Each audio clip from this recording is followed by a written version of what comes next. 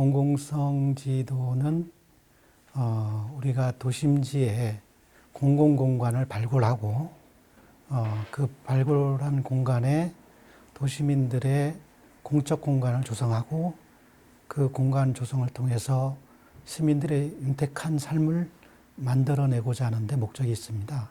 그래서 그 과정에 우리가 정책을 제시하고 그거를 실행에 옮길 수 있는 그런 방향을 제시하고자 하는 작업입니다. 하나, 둘, 셋.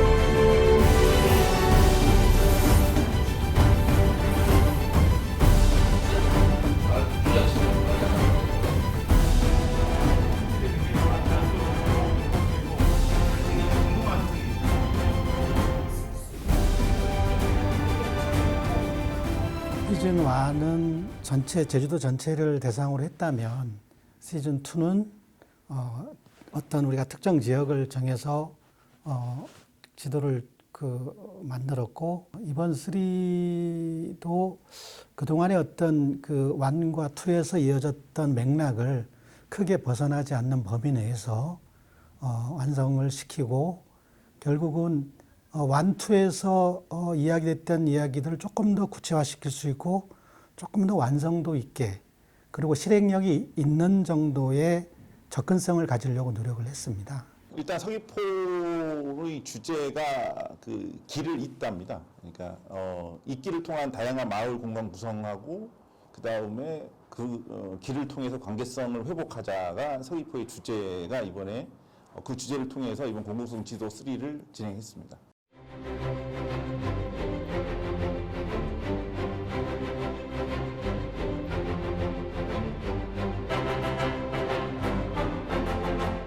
저희가 조사를 해보니 특히 서흥동 같은 경우에는 공원도 부족하고요. 그리고 그 관에서 개발이 이루어졌으면은 뭐 주차 시설이라든가 그 다음에 유휴 시설이라든가 이런 부분들이 존재했을 텐데 그러지가 못하다라는 거죠. 그래서 그런데 반대로 저희가 아이러니하게 가장 많은 공공시설이 무엇이냐를 찾아봤더니 도로였다는 거죠. 길. 그게. 그 길이 나면서 마을이 또 이게 분리가 돼버리는 현상이 발생됐더라는 거죠. 그래서 이번에 가장 핵심적인 게 그런 길들을 어떻게 하면 이게 우리가 말하는 차를 위한 길이 아닌 우리가 지역 주민들의 공공성을 어떻게 하면 부여할 수 있을까, 도로를. 저희가 봤을 때는 시급하게 공공성의 회복이 필요하다. 그래서 이번에 저희가 그 도로변을 중심으로 해서 저희 공공건축가들이 다양한 의견들을 개진을 했습니다.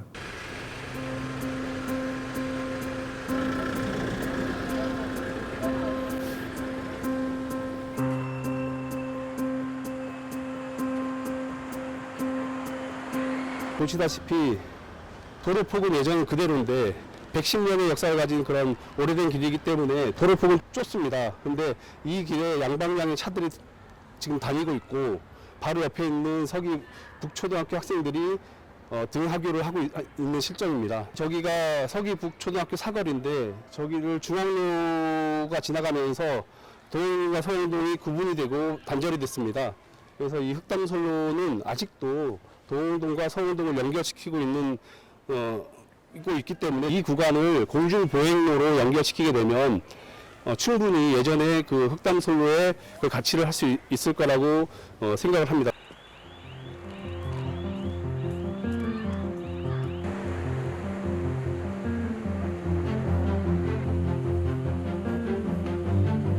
흑담솔로에 위치한 서귀 북초등학교의 부출입구가 이쪽으로 나 있다는 걸 알게 됐습니다.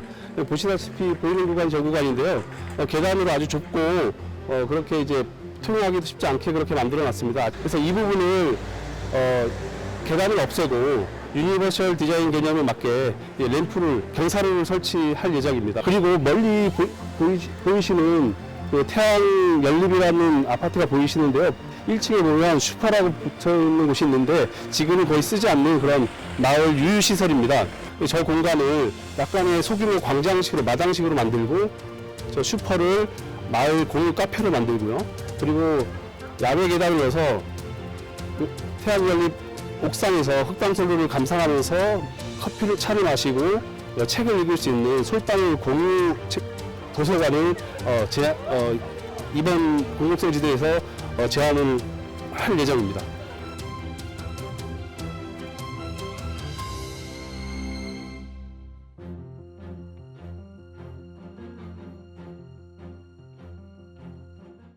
저는 서귀포시의 지금 가장 큰 이슈인 35m 우회 도로에 관심을 가지고 이제 공공성 지도를 제안하려고 합니다.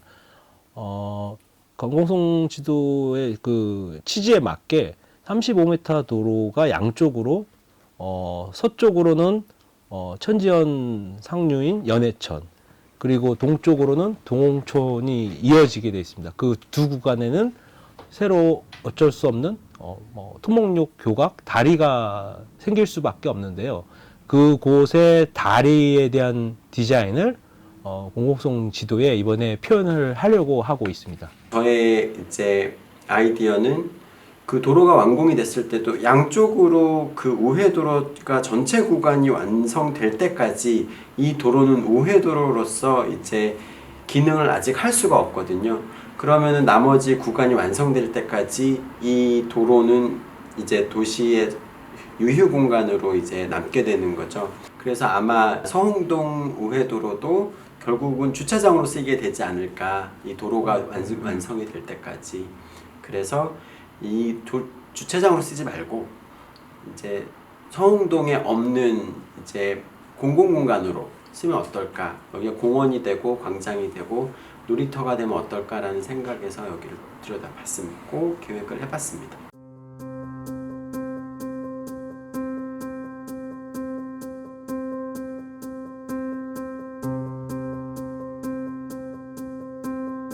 우리가 프랑스 나라를 딱 생각하면 건물로서는 랜드마크적인 게 저기 에펠탑 딱 이렇게 인지가 돼 있지 않습니까? 그러니까 우리 서귀포 지역을 상징할 수 있는 어떤 건축적인 그런 조형적인 요소들이 뭔가 거기에 또 집어넣을 수 있지 않을까. 그러니까 다리가 아니고 그게 어떤 지역의 경제나 관광이나 이런 것들을 바꿀 수 있는 역할을 할 수 있는 제안들, 이런 생각을 해보고 있고요.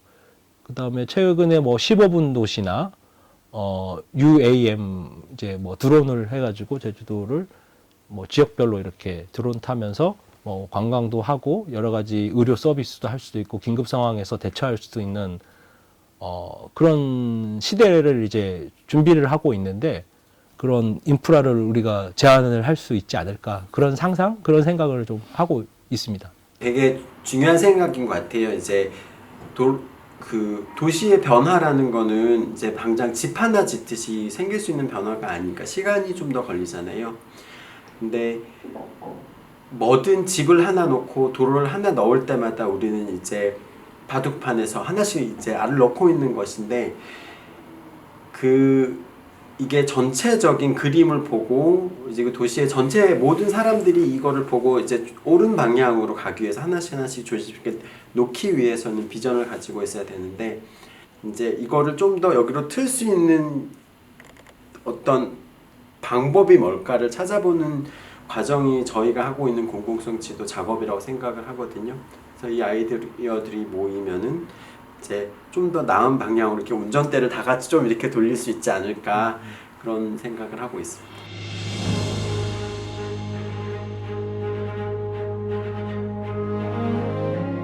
저는 그 서홍동 쪽에 그 수변 공간에 그 산책로들이 있는데 그 산책로들의 그 길을 좀 개선하는 제안을 하고자 하였습니다. 여기를 선택한 이유는 그 서홍동 지역은 민간 주도의 주거 개발로 인해서 그 공공용지도 거의 없는 상황이고요. 뭐 도로에 대한 보차 혼용도로가 대부분이고 그리고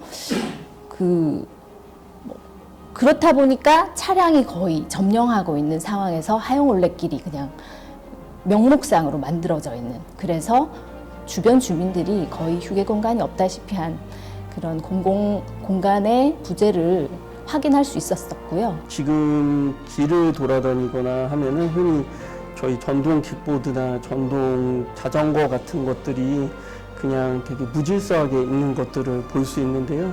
그런 것들을 어떻게 조금 더 체계화시킬 수 있을까에 대한 고민에서 프로젝트가 시작이 됐고요.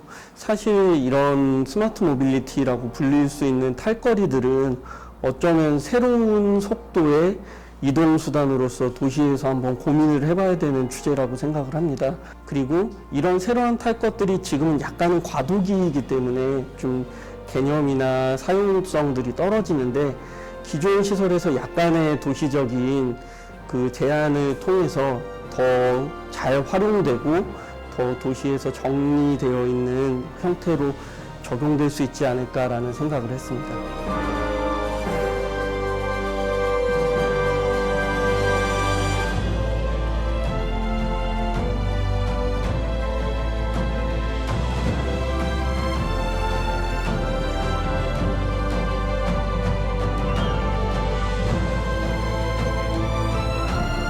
이 동천에는 힐링길이라고 보행로가 이제 조성이 돼 있는데 거의 이용이 안 되고 있더라고요.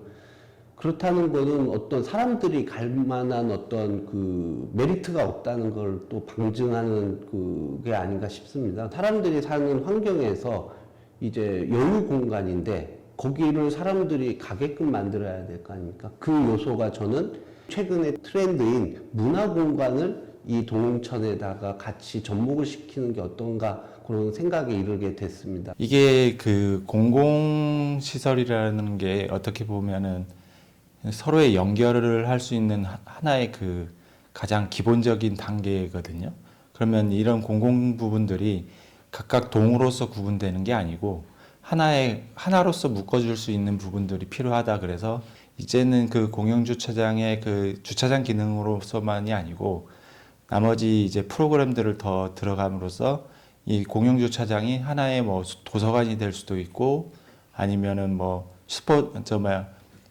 복합체육센터가 될 수도 있고 이런 부분들이 또 그 주민센터하고의 그 거기에 있는 프로그램들도 있거든요. 일부 필요하다면 담장도 허물고 그리고 단지 내 아니면 주요 시설이 있는 부분들을 서로 보행 전용 도로를 만들어서 공공보행 통로를 만들어서 서로 이어보자라는 부분이라서 이제 어떤 이제 건축 제한이라기보다는 도시 시스템에 대한 보행로 제한이라고 보시면 될 것 같습니다.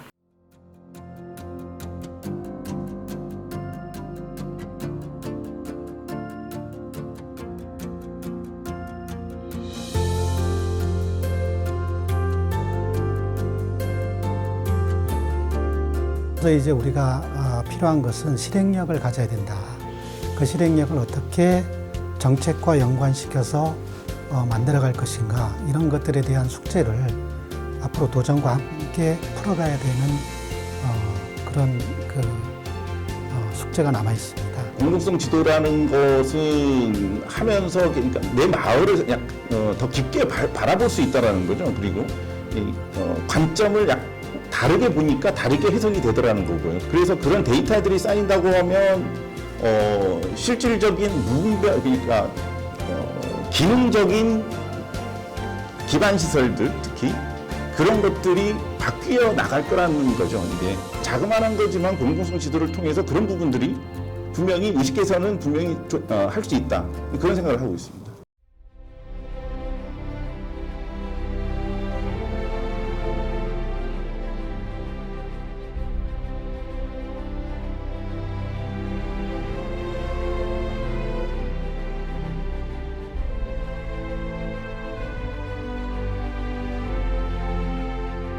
우리 도시를 만들어가는 사람은 과연 누구인가?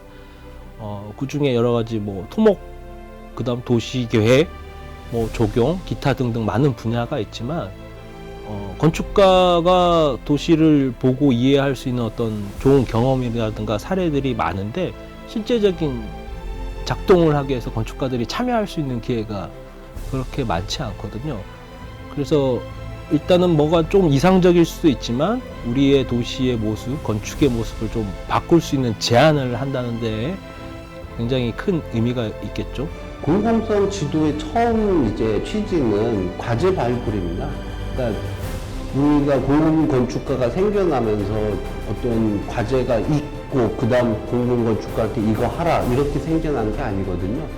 제주도를 더 좋게 만들기 위해서 공공 건축가가 생겨난 거고 쉽게 말해서 그 공공 건축가들이 새로운 과제를 계속 발굴을 하면서 그거를 계속 찾고 있는 과정입니다. 지금 이렇게 한 10년 후가 돼가면은 이게 하나의 네트워크가 되고 이쪽 동에서는 이런 프로그램들이 있고 이쪽 동에서는 이런 프로그램들이 있고 다양한 프로그램들이 이제 존재하게 될 텐데요. 그러면은 각각에 쓸 수 있는 공간들이 많아질 것이고 이런 부분들이 가장 기초적인 그 사람들의 삶에서 가장 윤택한 삶을 만들어내지 않을까 생각합니다. 공공성 지도는 그 시민들의 삶이다. 공공성 지도는 활력이다. 공공성 지도는 사회적으로 합의된 공유 공간이다. 공공성 지도는 누군가의 의무다.